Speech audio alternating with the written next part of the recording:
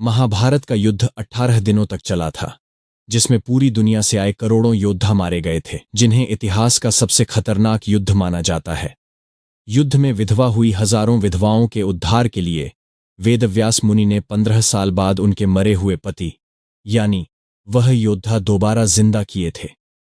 महाभारत ग्रंथ के आश्रमवासी पर्व के 33वें अध्याय में बताया गया है कि कैसे आर्षि वेद व्यास की मदद से इन विधवाओं को परलोक में मोक्ष की प्राप्ति हुई थी। महाभारत युद्ध के बाद जब युधिष्ठिर हस्तिनापुर के राजा बने तो उसने माता कुंती के साथ कौरवों के माता पिता धृतराष्ट्र और गांधारी की सेवा भी की।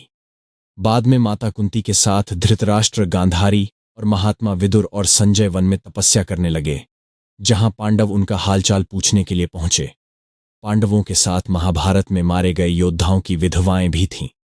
गंगा नदी के तट पर बने महर्षि वेदव्यास के आश्रम में यह सब पहुंचे।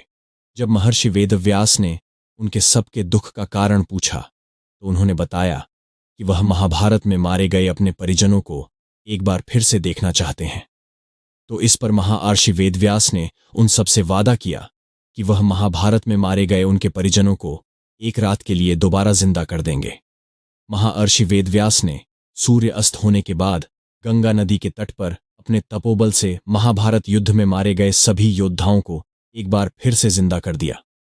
सभी योद्धाओं ने गंगा जल से बाहर निकलकर अपने अपने परिजनों से मुलाकात की और उन्हें परलोक में सुखी जिंदगी बिताने की जानकारी दी।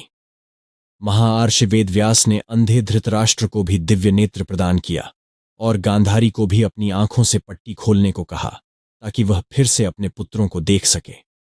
रात बीतने के बाद सभी गंगा जल में डुबकी लगाकर वापस परलोक लौटने लगे।